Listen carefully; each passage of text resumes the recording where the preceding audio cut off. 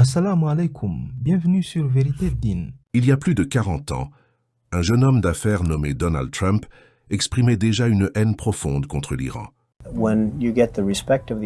Quand un pays impose le respect, les autres ont tendance à s'aligner. Cela permet de façonner les bonnes mentalités. L'Iran en est un exemple frappant. Le fait qu'ils détiennent encore nos otages est tout simplement inacceptable.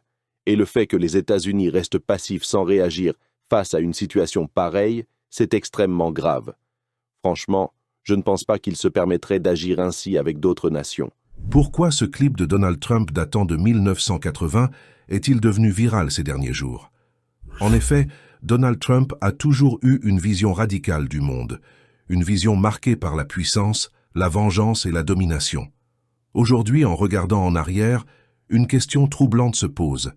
Ce que Trump disait dans les années 80 était-il en train de préparer ce que nous voyons aujourd'hui?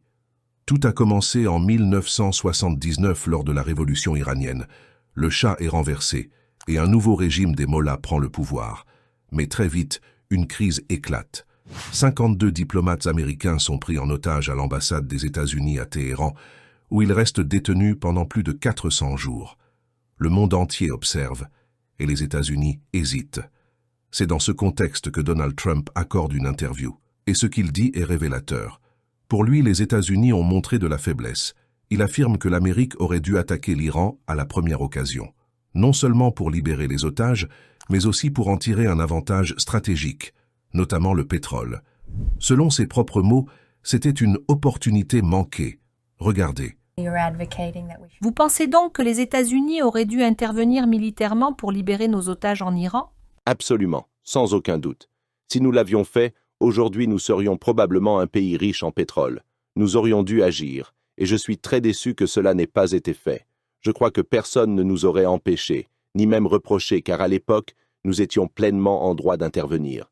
Je pense sincèrement que nous avons laissé passer une grande opportunité. En effet, ce discours est bien plus qu'une simple opinion exprimée dans les années 80. C'est le reflet d'une mentalité profonde, une vision du monde où la puissance prime sur la justice, où la guerre devient un outil pour imposer le respect et où les intérêts économiques passent avant les vies humaines. Alors que le conflit entre les États-Unis et l'Iran s'intensifie, ces paroles résonnent avec une force troublante. Ce que Trump disait en 1980 n'était peut-être pas une simple opinion. Ce n'était pas une simple analyse politique.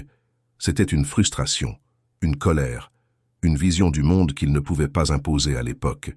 Car en 1980, Trump n'était qu'un simple citoyen, sans pouvoir, sans influence politique réelle.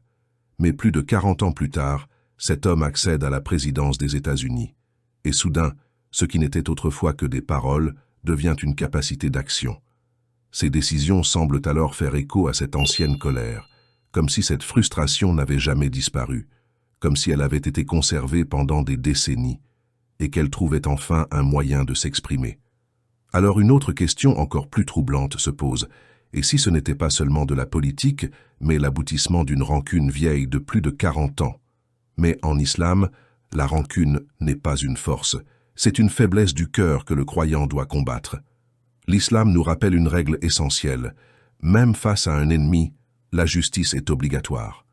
La véritable puissance ne réside pas dans la vengeance, ni dans le fait de s'en prendre à des innocents ou de détruire des terres, mais de rester juste, même lorsqu'on détient le pouvoir.